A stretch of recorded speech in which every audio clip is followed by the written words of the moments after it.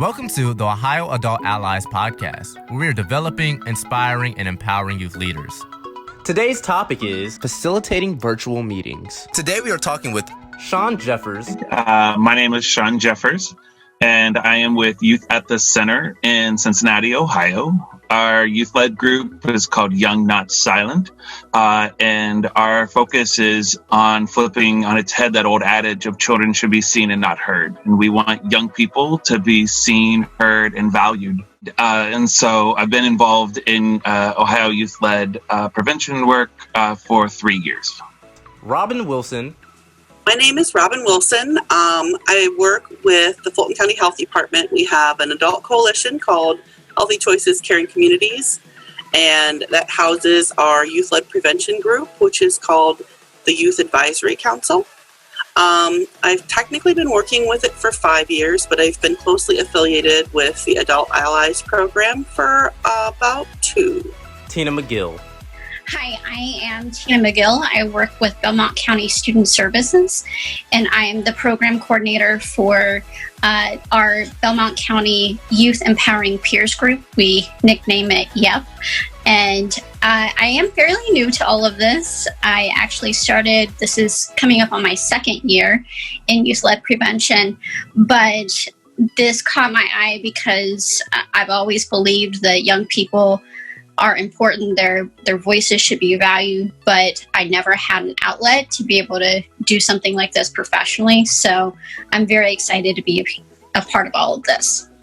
Holly Raffle. So my name is Holly Raffle. I work at Ohio University's Voinovich School of Leadership and Public Affairs. I've been involved in the Ohio Adult Allies movement for about 10 years, but my introduction to youth-led prevention came in the late 80s, early 90s, when I served in peer-led prevention as a high school student.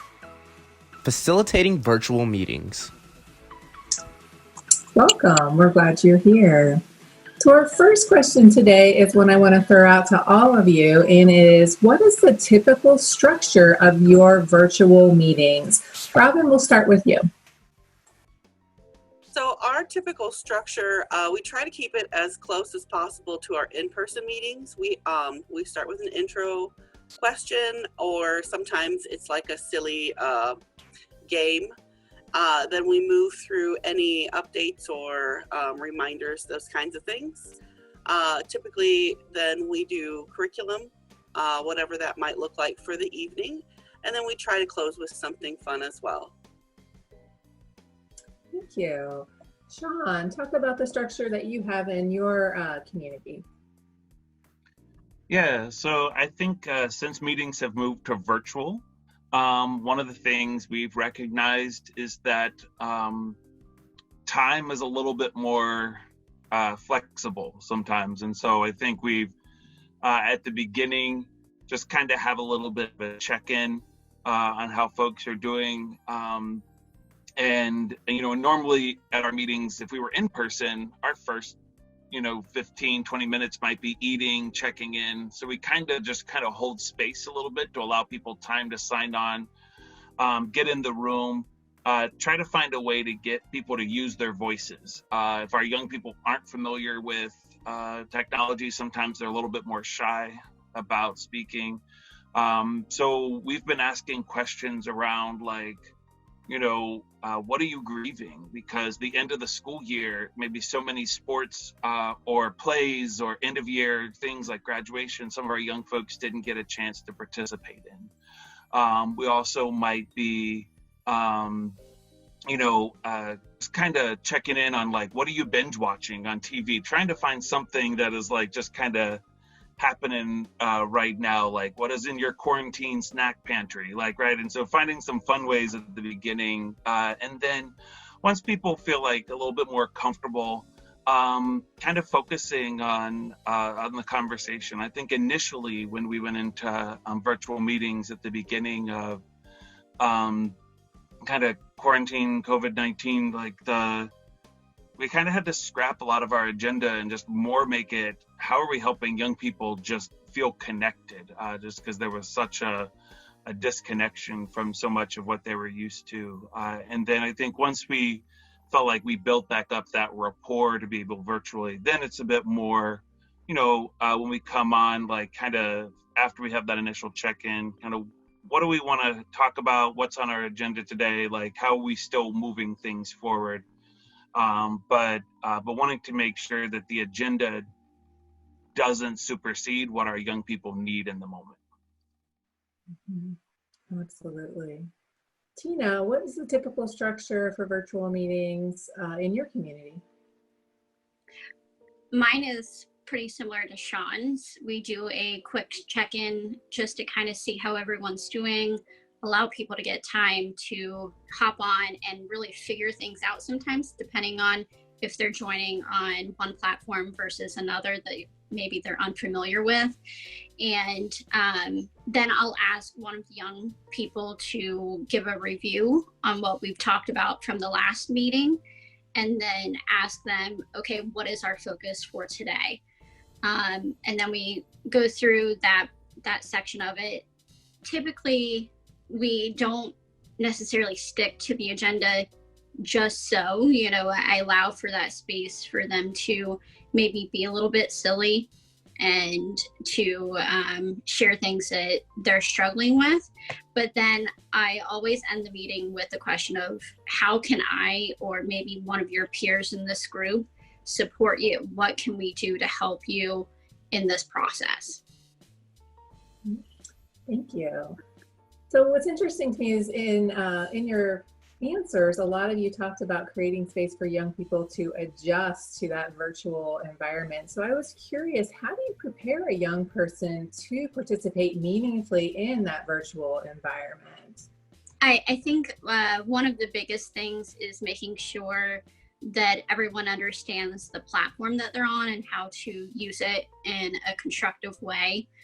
And another thing for me is I always want to make sure that every single person is participating. So just reiterating that this is a space for everyone to participate, and making sure that everyone does so in a respectful way. So, reminding them that it doesn't matter if we're in a virtual space or in an in-person meeting. We want to make sure that we're carrying over those same expectations into a virtual space. Thank you. Sean, what would you add? Yeah, so I think voting on what Tina said, I think one important thing is, as adults, we recognize that just because we've moved to a virtual space, it's not necessarily technology that all of our young people are familiar with. A lot of adults think young people know all the technology and because they're on their phones all the time, but there's still a learning curve. So I think that's one important piece, is just making sure young people feel comfortable in the space.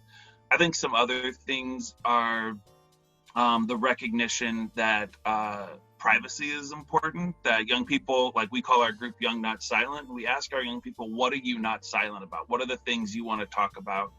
But sometimes, young people are doing Zoom calls with their parents, like sitting right next to them, and, just because they're working at the same kitchen table as their parents are working from home. And so recognizing that, so sometimes we maybe ask questions, people can put stuff in the chat, let folks know that if they're doing this call while being outside and walking, that they mute themselves, so there's not a lot of wind noise on their microphone, making sure that we also still try to help build some professional skills and help young people understand that, like, yes, you're at home, but maybe, your pajamas might not be the best look, and so it was like, but it was like, ultimately it's up to the young people to decide how they want to present, but just sometimes making sure that they're presenting in a way that is they're comfortable with. Because we've had young people who forgot the call was happening, and then they get on the call, but they spend the whole time like in the corner because they just want to have like a small part of their eye. And it's like, however people want to show up, create space for young people to show up in that. And I think the last piece is just reminding them that if they're moving around a lot or going to the bathroom or whatever else, they just turn their video off, put themselves on mute.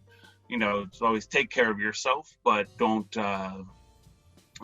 you know, but wanting to make sure they remember those things. Because sometimes if I put my phone down, I think, no, I can't see people, so they can't see me, and I forget that maybe I didn't turn the sound off or other things. So I think like just making sure like all of those little things we kind of do. So there's some funny videos, different ways we've kind of shown online to make light of it, like kind of be able to laugh together, to help that be a way people can remember those things. Thank you. So what activities have you found actually work well in engaging young people in virtual meetings? Sean, we'll start with you.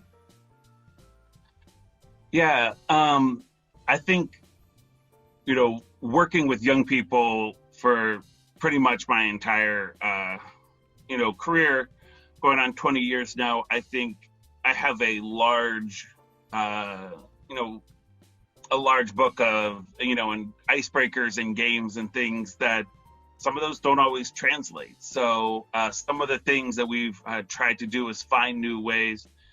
And so we've done games where I'll just pull up on the internet some trivia questions, and we'll just ask different trivia questions and have people be the first to put it in the chat.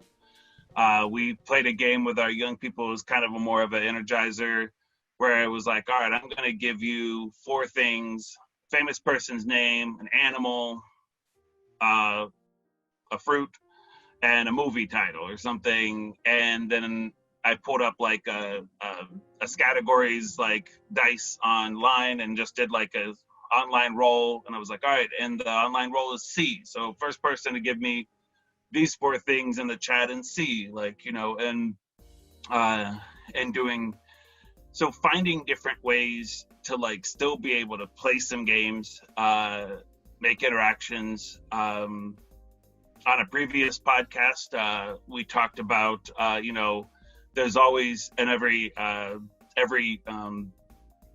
virtual call, there's always at least once or twice where somebody starts talking and they're on mute.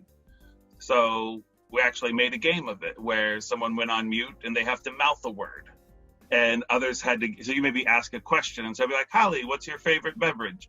And you might be on mute and mouth like what your favorite beverage or soft drink is, and then other people see if they can guess what you're saying. So so it's different ways to kind of like play with and use the technology to still allow folks, like there's not as much movement as we would have, but there's still, I think, a lot of fun ways to engage, and so those have been the best. The other thing that has been really helpful sometimes is asking people to maybe pick an object or pick an item that is important to them, and like, and when they and if you're like doing a mini training with young people or something, if somebody needs additional details, maybe they hold that up to the camera, and so you can kind of see, and so one group, they, because toilet paper was a, you know, was a shortage and it kind of became a meme, they all like had a roll of toilet paper that they would hold up to the camera, like when they needed like to slow down or pause or get a little bit additional instructions. And so it's just a way to kind of take note and kind of, you know, but it's also finding something that's more personal to people. Like they can bring in a book, a stuffed animal, a toy, a notebook, you know, whatever it is, something that they can share. So those have been some of the ways to have fun with it. I think the most important thing is for adults is, if we're not comfortable with the platform and we're really worried, then we're not going to create a great experience for our young people to really lean in and have fun. And so I think that's one of the things is, if you're an adult leader, find a friend, practice doing some of these tools prior to being able to be with young people, so that we can create a better online and virtual experience if we're hosting that platform. Thank you. Robin, what activities have you found work well in your practice? Well, we have done a few very interesting things to try and get kids more engaged and to try and keep the fun in our meetings. There at the end of the year, we had, the quarantine happening and all these changes happening for the kids. And we were also in the midst of the final stages of the creation of a project that was no longer applicable for the environment we were living in. We were going to do an in-person presentation.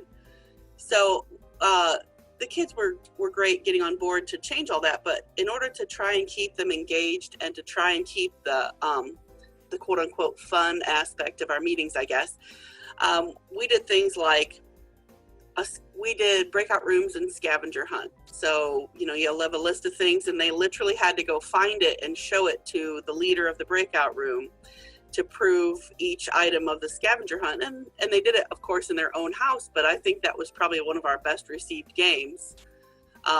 We've done show and tell, like pick something orange, show me anything that you own that's orange, and then you got to explain what it is, or unless it's self-explanatory, whatever the case might be. We also have done an adaptation of Michelle Cummins' Training Wheels scavenger hunts, which is sort of an interactive game format. Then you can use it to do learning, you can use it to do a lot of different things. They're very adaptable.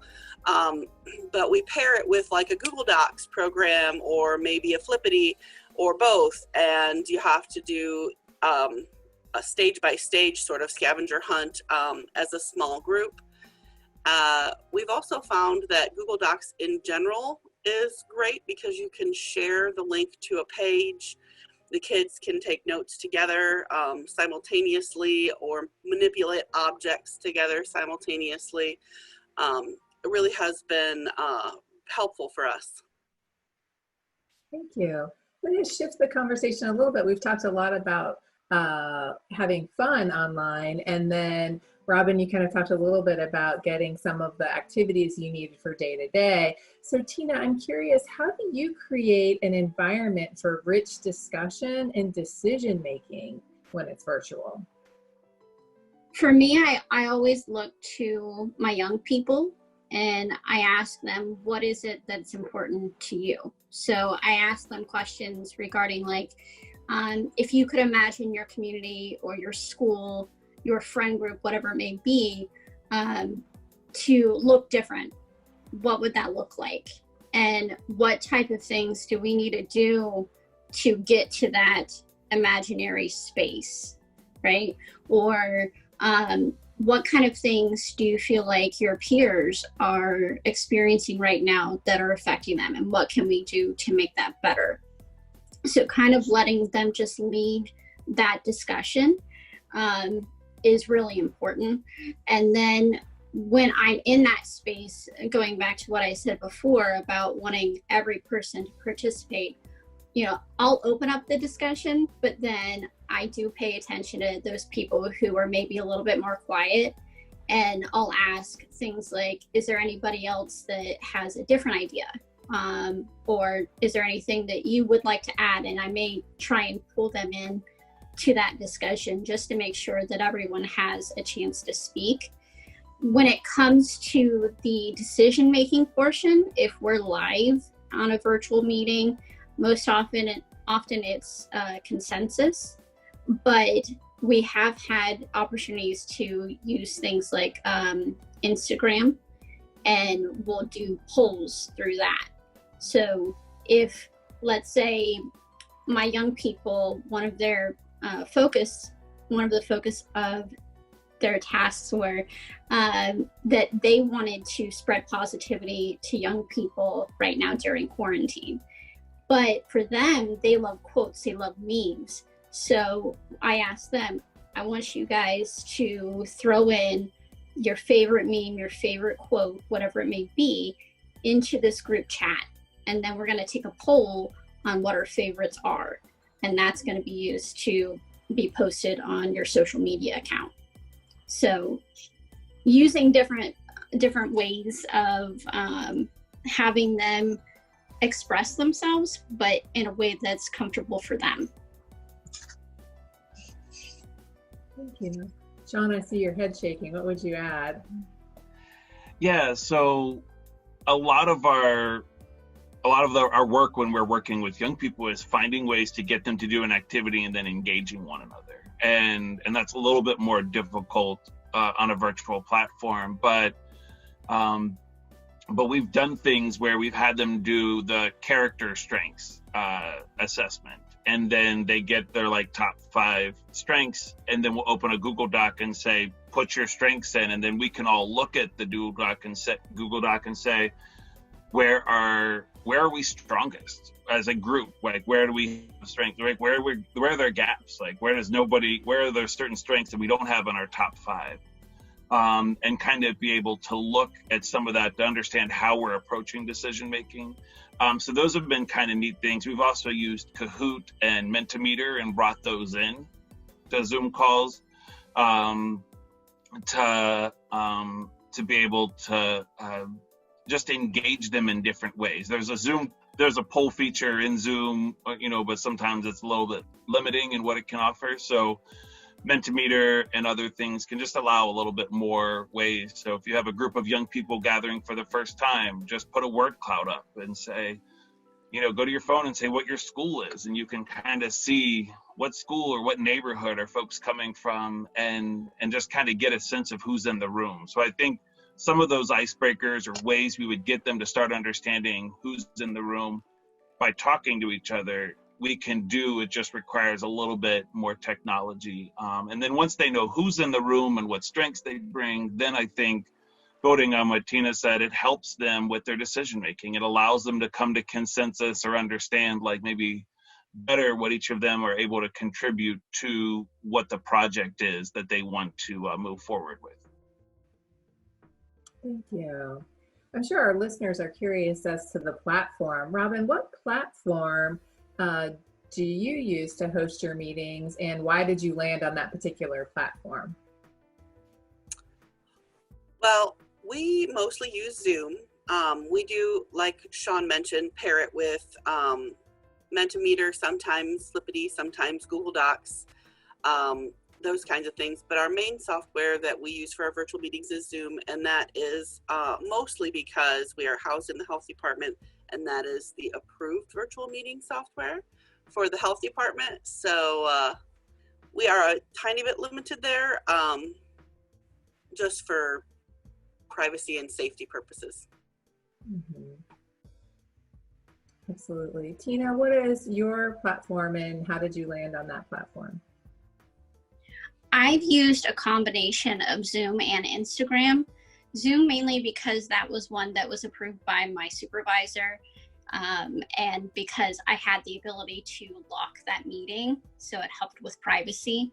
But I have also used Instagram. That was something that was requested by my young people because it was a space that they were familiar with. And I really wanted to do something that would speak to them, to what they felt like was the best way to conduct meetings, and just try and bring in a different way to connect with them. Absolutely. Sean, how about you? What is the platform that you're currently using, and where did you land on that particular one? Yeah. So our primary platform is Zoom as well. And we picked Zoom because of the breakout room features, and it allowed a little bit more opportunity to create smaller groups and conversations. There are some things for some of our meetings that we've done is like lock the chat, so there can't be private messaging, or put in waiting rooms, put on a password, different things to address the security. Some schools have gone away from Zoom because there was some security concerns. So Google Meet is another format that some schools were using, that some students were more familiar with, that has also been used. But primarily Zoom is our platform, just because of I think the features that allowed more ways for young people to engage in the meetings. As you were describing the platform that you were using and why you chose it, what features have you wished you had in your platform but just aren't there yet? So what are those extra features that you really haven't found a way to support that. So if you were consulting with Zoom and they said, what is your wish list? What would you give them in your wish list? One thing this came up was if you were the host on Zoom, you can use a whiteboard to kind of teach. But we wanted to play like virtual Pictionary in the meeting where like different people could draw on the screen, and you can do the annotation, but it just doesn't work as well. But it was like something around like trying to figure out some of those ways of like better being able to engage or draw, just as a group to have fun. Yeah, I just wanted to say it would be nice if they offered a little bit more integration with some of those other online software that's popular. Like I mentioned, using Google Docs, and Sean and I both use Mentimeter, and just some of those really cloud-friendly softwares that so many programs offer plugins for various different things. It would be nice not to have to flip through 10 different tabs while I'm trying to also coordinate a meeting. Absolutely. So Robin, while we have you up, what are the benefits of hosting virtual meetings?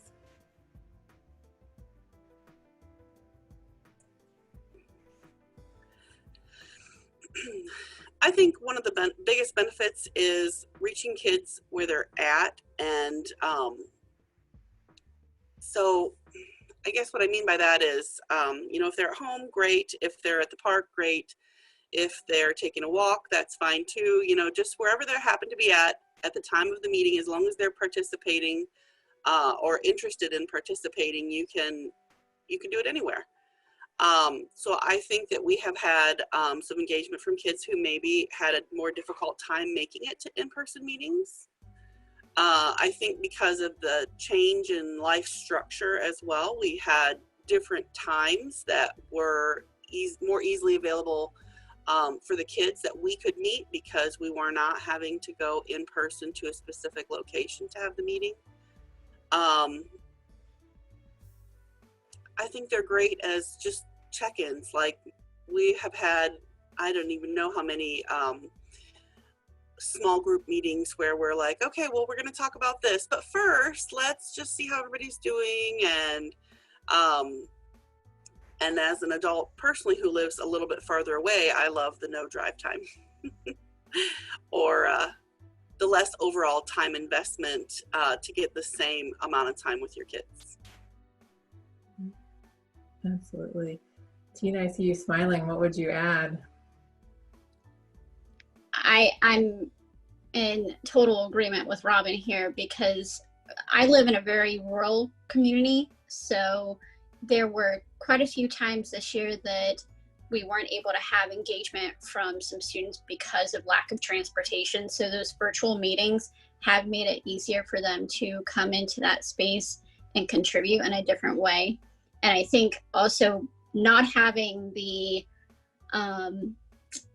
students having to balance work life, extracurriculars, and all of these different things that they had to tackle before. Now, granted, it was because of quarantine, but still the virtual meetings made it easier for us to connect. So I did appreciate that. Sean, you're in an urban setting, and so we've heard from two rural perspectives. Could you answer that from an urban perspective, please? Yeah, so I think in Cincinnati, like the biggest thing is transportation. Is that for students in the city, if they're not near a bus line, so oftentimes like for Cincinnati Public Schools, every student through their student ID can use like one bus after school. But if they choose that to go to somewhere across town for a meeting as opposed to going home, then they don't have a ride from the meeting back home because they have used their bus pass and connected to their student ID already. And so I think that aspect of, students right now can just, if they're at home, be able to connect, and the transportation is limited. I think the other benefits is as long as it's set up well, is some of our students are extroverts and love being around people. Some folks are a little nervous going in person to a meeting and not sharing who they're going to know or what, and so it can be a little bit more of an opportunity for some of our young people to get in a group, and at least be able to check in and something. Like, I can log on to this for a couple minutes and just kind of see what it is versus showing up. And so I think those ways of thinking about in the future, like, how could we, do an orientation for an event online before people are meeting in person? So there's a little bit of, people feel like the ice has been broken a little bit before they show up. Could be ways that, like, virtual meetings could be beneficial to helping our young people who maybe need a little bit more support or comfort feeling part of a group. Absolutely. That was a great segue into my next question is, we've seen and heard from you that virtual meetings have been born out of necessity because of COVID-19. What parts of this virtual environment do you think are going to have that stickiness in the post-COVID-19 setting? Robin, what are you thinking that you might keep from this? I think that our kids have been very insistent that they definitely want to continue to do our typical in-person meetings. I think that virtual meetings are going to stick as check-ins on project work, check-ins for progress when we're doing side projects, or when we have little discussions that we want to have, or even social event / games, because we've had a lot of fun with the online virtual games, either hosted by one of our youth or hosted by one of us as an adult. So I'm thinking that they're still going to stick. They're just going to be auxiliary to in-person meetings now. Mm-hmm. Tina, what is sort of your thoughts on how virtual meetings are going to fit into your practice? I think it's going to be in addition to our in-person meetings. Right now, we meet once a month for just 2 hours. So trying to get so much done during that one in-person meeting seems impossible a lot of the time.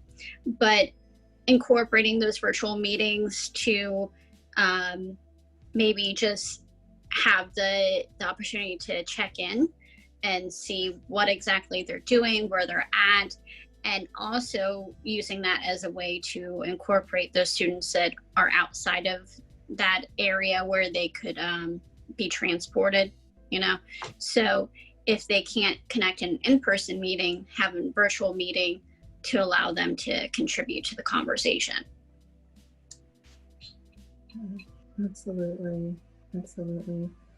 If you could give one piece of advice or guidance to another adult ally about hosting virtual meetings, what would it be? Robin, what would you say? I think some of the best advice I could say is do your best to keep it interesting. Integrate the other softwares like Mentimeter so they see a word cloud instead of just a boring slideshow, or play a virtual game with them, or, as I mentioned before, the scavenger hunts, even short activities where you're, grab something that is important to you, and then I call it show and tell, but maybe that's not the best name for it. Grab one thing that's important to you and share it in small groups on why it's important, and you have a minute to grab something and come back to your camera, or 30 seconds or whatever. Keep it interesting, keep the kids engaged, and then they'll be, they need that breakup between serious activities just as much in virtual meetings as they do in person. Absolutely. Sean, what would your advice be? I think the biggest advice is, when you are comfortable with the technology, you will create a space that is more comfortable to your young people. Hold on 1 second. Nobody.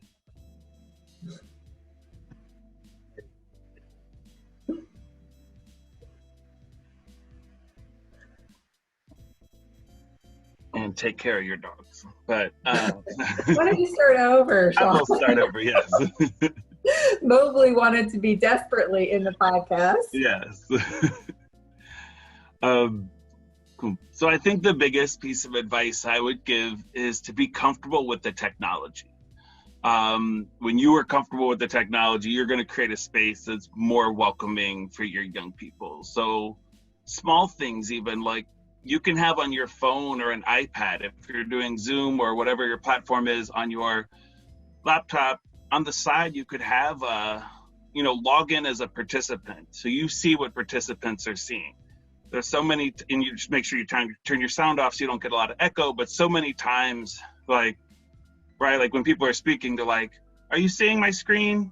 Are you all like seeing what I'm seeing? Like, and there's just like if you're showing a lot of things that can be, just kind of a lot of ways. So if you're watching on your phone, what are people seeing? You kind of know what it feels like to be a participant in what they're seeing. And mix it up. Make sure that you have stuff where people are coming off mute. Not everyone's going to be able to come off mute or comfortable speaking. So have ways that they can do in the chat. They can, type things with their phones. So, but I think the more we mix it up and the more we try to make it exciting, like we try to do in person, the better experience we create. Thank you. Tina, what would be your advice? I think first and foremost, meet the young people where they are. And by that, I mean, too often we get, just caught up in this routine, consistency, and we don't like to stray away from that. But there are oftentimes as adults, we may not be as trained or familiar with certain technologies, but that's okay. Look to your young people, ask them, what is it that you want to use, or what sparks your interest, and then allow them to teach you, because not only does that give them an opportunity to feel better about themselves and increase their confidence, but it's also a moment and opportunity to connect with your young people in a different way. If you allow them the opportunity to teach you something, then you're in turn saying, I trust you, I respect you, I value your input, and that's gonna just make you closer as a unit.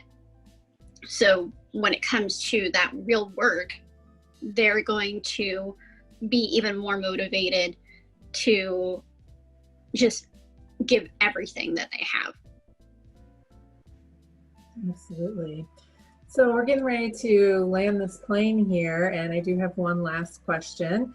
What questions did you want to answer, or did you want another panelist to answer that we did not ask you here today about virtual meetings?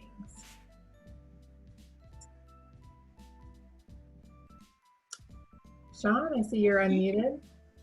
Yeah, one thing that came up from our young people was that when school and a lot of meetings all move virtually, because of circumstances around COVID-19, that they kind of felt like their home, was invaded in a way. Like they were used to having, I go to school and then I can come home and relax. And now everything was happening in one place. And so that was something that young people voiced with us. And so it just kind of made us think a little bit more about how can we tailor or connect with them too, to find out what do they need and not just move forward on our objectives. But I was just interested for Robin and or Tina, if there was anything similar like that, like you've heard from young people as we've been doing a lot of virtual meetings, that was maybe information you hadn't necessarily thought of that was helpful to take into account moving forward.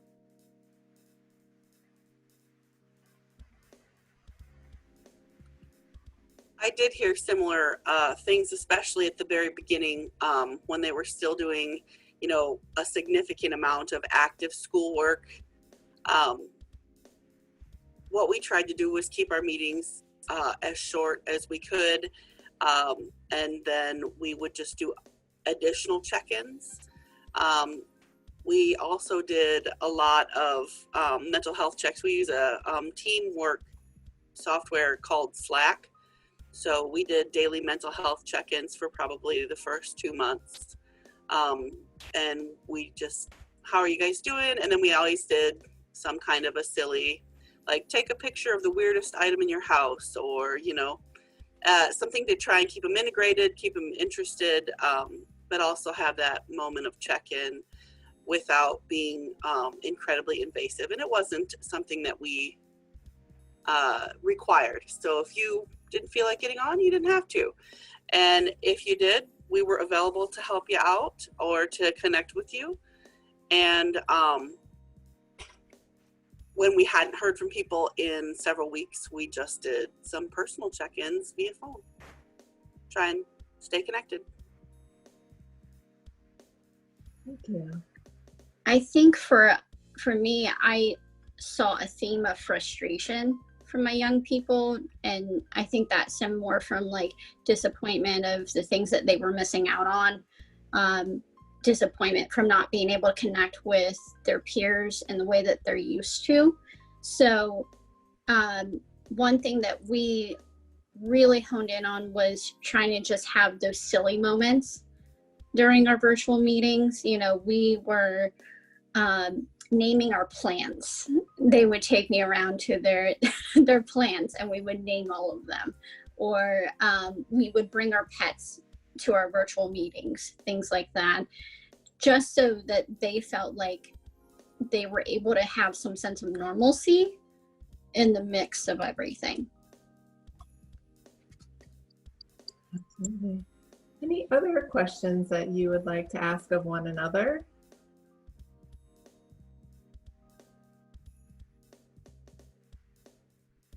All right. Well, thank you so much. We really appreciate you sharing your experiences about virtual meetings with us and all of those out there in podcast land. So thank you. Thank you for listening to the Ohio Adult Allies podcast. You can find more of our episodes on iTunes, Spotify, or Google Play by searching Ohio Adult Allies. Episodes are available at www.ohioadultallies.com.